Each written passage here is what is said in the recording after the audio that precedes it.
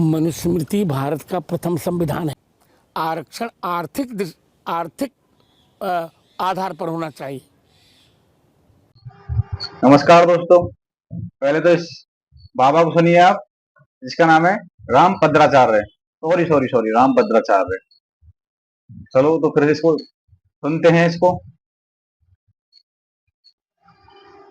रामभद्राचार्य जी कह रहे हैं कि मनुस्मृति भारत का प्रथम संविधान है। तो रामभद्राचार्य जी के लिए बताना चाहता हूँ कि मनुस्मृति भारत का प्रथम संविधान नहीं है। वह एक सामाजिक विधान की पुस्तक है। उसमें महिला, दलित के बारे में बहुत बुरा लिखा गया है। ब्राह्मण, क्षत्रिय, वैश्य के तो विशेष अधिकार हैं उसमें, लेकिन शूद्रों के लिए कोई अधिकार नहीं। रामभद्राचार्य जी फिर बोल रहे हैं, रामभद्राचार्य नहीं, रामभद्राचार्य जी, तो उन्होंने कहा कि डॉक्टर अंबेडकर सामाजिक न्याय के नायक नहीं थे।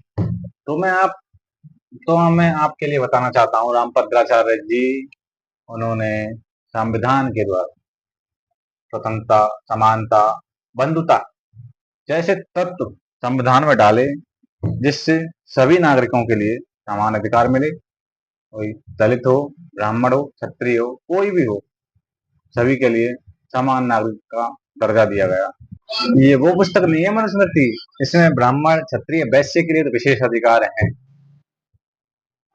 और आप मनुस्मृति और संविधान की तुलना कर रहे हैं, तो मैं आपके लिए बताना चाहता हूँ कि मनुस्मृति एक बहुत ही घटिया पुस्तक है, जिसमें महिला, दलित के बारे में बहुत ही बुरा कहा गया है।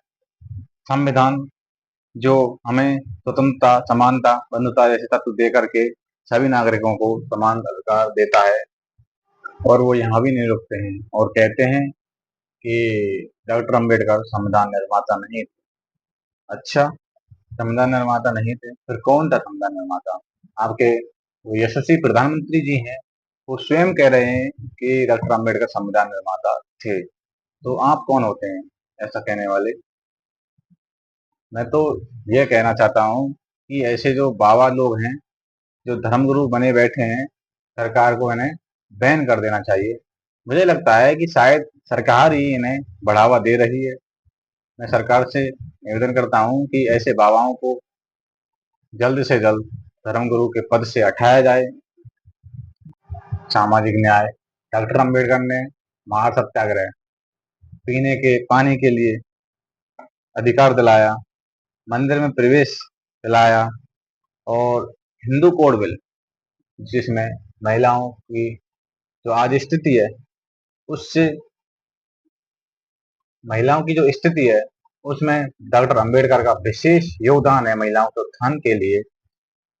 और वो यहाँ तक नहीं माने, बोल रहे थे कि डॉक्टर अंबेडकर को संस्कृत नहीं आती थी। तो मैं आपको बता देता हूँ कि डॉक्टर अंबेडकर को छोटी सी उम्र में 7 से 8 भाषाओं का ज्ञान हो चुका था, जिसमें संस्कृत भी एक भाषा थी।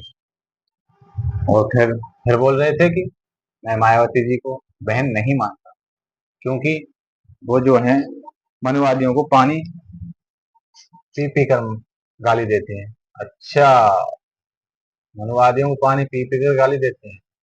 तो मैं बताना चाहता हूँ कि जैसे ही मायावती जी उत्तर प्रदेश में सीएम पद पर विराजमान हुई, उसके बाद से दलित महिलाओं पर अत्याचार होना बिल्कुल ही बंद हो चुका था, जिससे मनुवादियों के पेट में खलबली मच गई थी। उसमें आप एक शामिल हैं, जो आप मनुवादी हैं, तो आपके पेट में खलबली मचना स्वाभाविक है। और आप कह रहे थे कि मैं आरक्षण का विरोधी हूँ, क्योंकि आरक्षण आर्थिक आधार पर मिलना चाहिए। अच्छा जी, मतलब आरक्षण जो है आर्थिक आधार पर मिलना चाहिए, और भेदभाव हो रहा है वो सामाजिक आधार पर हो रहा है, तो ये नहीं हो सकता रामभद्राचार्य जी। जो आरक्षण जो है सामाजिक आधार पर ही मिलेगा। इसी के साथ में विदा लेते हुए धन्यवाद।